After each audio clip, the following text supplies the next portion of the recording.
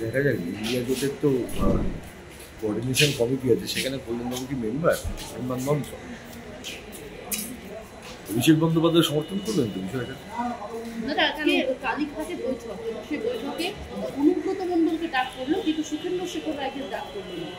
তাদের দলীয় ব্যাপার, তারা সেই বৈঠকে কি করবেন না করবেন এই নিয়ে এত আমার ভেবে কোনো লাভ নেই। আজকে করে প্রতিবাদের হতে পারে, সেটা সুখেন্দ্র শেখর রায় বুঝবেন, যারা আছেন। আমি বুঝতে পারি না তো, এদের তো কোনো কথার তো কোনো স্থির থাকে না, না আজকে এক জায়গায় থাকে, কাল এক জায়গায় থাকে। এটাই তো তৃণমূল কংগ্রেসের রাজনীতি, মমতা ব্যানার্জির রাজনীতি। ফলে এই সব লোকজনের কথায় ভরসা করে লাভ নেই। আমি সেটাই বারবার তৃণমূলের যারা সাধারণ সমর্থক তাদের এটা বলি যে নেতাদের ভরসায় কুকুর কেটো না। ওয়াকআপ বিল নিয়ে যে এত চর্চা চলছে, সেই ওয়াকআপ বিলের বিরোধিতা করতে রাজ্যের মুখ্যমন্ত্রীও 30 তারিখ একটা কর্মসূচি রাখছেন। ওয়াকআপ বিলের বিরোধিতা তো করতে হবে। ওয়াকআপ বিলের উদ্দেশ্যটা কি? উদ্দেশ্যটা হচ্ছে যত এই জমির দিকে যখন সম্মেলন, রাজ্যের মুখ্যমন্ত্রী কেন ডাকছেন সেটা অন্য বিষয়। রাজ্যের মুখ্যমন্ত্রী কেন ডেকেছেন সেটা তিনি বলতে পারবেন, ওয়াকআপ বিলের বিরোধিতা তাকে দেখাতে হবে। কিন্তু আমার বক্তব্য হচ্ছে রাজ্যের মুখ্যমন্ত্রী ওয়াকআপ বিলের বিরোধিতা যেমন করছেন, সেই সঙ্গে সঙ্গে যাদেরকেই সব জমি জমা দেওয়ার জন্য এত ধান্দা করছে, সেই তাদের বিরুদ্ধে কি করছেন? সেই আদানিকে তুমি চেয়েছিলেন এখানে, এত জমি কেন চাই? আদানির চাই, তাই মোদির চাই, আর তাই দিদির চাই, দিদিকে দিতে হবে। সংগঠনের রদবদল করতে চেয়ে এই বৈঠক করুক না, 26-এর আগের প্রস্তুতি ওরা করবে। ওদের প্রস্তুতি ওদের নিতে হবে, আমাদের প্রস্তুতি আমাদের নিতে হবে। রাজনীতিতে দুটো পক্ষ থাকবে, না থাকাটা কোনো অস্বাভাবিক বিষয় নয়। দাদা, 6টি কেন্দ্রীয় উপনির্বাচন দেখলাম, সেই উপনির্বাচনে 6টি তৃণমূল জিতলেন, এবং সেখানে বিজেপি যেমন কোনো রকম কোনো প্রভাব ফেলতে পারলো না, সিপিএম না।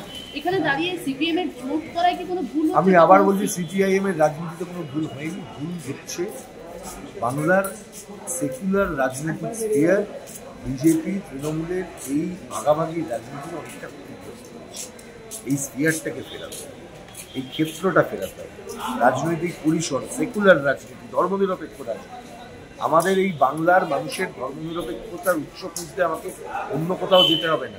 বাংলার ধর্মনিরপেক্ষতা ওই ভদ্রমহিলার থেকে শিখতে হবে না যে ভদ্রমহিলা বিজেপিকে তেল মেরে এখানে সরকার চালায়, যে ভদ্রমহিলা আপাদমস্তক দুর্নীতিতে নিমজ্জিত আর এইখানে সরকার চালিয়ে মানুষকে হত্যা করার নীতি করে, সেই ভদ্রমহিলাকে দিয়ে কোনো এই রাজনীতি খুঁজতে হবে না। এই রাজনীতি খুঁজতে গেলে আমাদের যারা পূর্বসূরি আছেন, এই বাংলার নবজাগরণের রূপকার যারা, ঈশ্বরচন্দ্র বিদ্যাসাগর, রবীন্দ্রনাথ ঠাকুর, পরবর্তী সময়ে কাজী নজরুল ইসলাম, তার আগে যদি আপনি আবার চলে যান, তাহলে এই যে ধারায় চুক্তিবোধের উপর যে রাজনীতি, সেই রাজনীতি প্রতিষ্ঠা। শুভেন্দু অধিকারী আজ মমতা ব্যানার্জিকে মুসলিম লীগ বলছেন যে সিটাই আর হারোয়ার ভোট আমরা কখনো পাবো না, ওটা মুসলিমরা মুসলিম লীগকে দেবে, মমতা ব্যানার্জিকে দেবে। নোংরা রাজনীতির জায়গায় নিয়ে যাওয়া হচ্ছে। স্বাধীনতার আগে আমাদের এই বাংলায় রাজনীতি করবার জন্য মুসলিম লীগ এবং ইত্যাদি ইত্যাদি সেই সময় ওই রাজনীতি, সেই রাজনীতিকে আবার নিয়ে আসবার চেষ্টা করা হচ্ছে। একে মুসলিম লীগ বলে দাও, ওকে তাই বলে দাও। আগেও তো এসব অনেক কথা বলেছি। আমি আবার বললাম যে রাজনীতিতে যখন আমি কোনো রকমের সংস্কৃতির পরিবর্তনের কথা বলবো, আমরা যেন এই নিজেদের কার্যধারার মধ্যেও সেই সংস্কৃতির প্রতিফলন ঘটাতে পারি। মমতা ব্যানার্জিকে আমি অপছন্দ করতে পারি, আমি ওনাকে বলতে পারি ফ্যাসিস্ট, উনি খুনি, হত্যাকারী, উনি গণতন্ত্রকে ধ্বংস করেছেন, ওনার রাজনৈতিক পরিসমাপ্তি চাই এই পশ্চিমবাংলার বুকে। কিন্তু যখন এই মমতা বন্দ্যোপাধ্যায় একজন মহিলা, তাকে নিয়ে যখন এই ধরনের কথা বলা হবে, আগে ওই সব কিছু বলতেন না, এইসব হিজাব পড়ার জন্য ইত্যাদি ইত্যাদি কথা।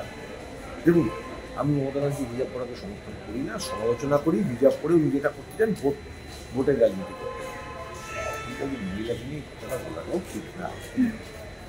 আশা করবো সেই জায়গাটা দেখে নেওয়া হবে, কারণ বাংলার সংস্কৃতি এগুলো বদলাচ্ছে।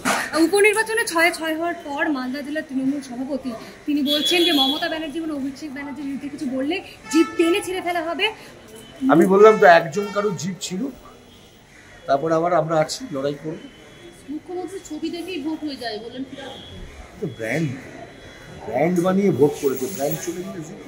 ওটা অন্য কারোর জন্য বলেন, ওটা reminder was for chemistry. Mamata ব্যানার্জিকে জিজ্ঞেস করো, উনি কি বলছেন, তৃণমূলের অফিসিয়াল স্টেটমেন্ট কি বিষয়?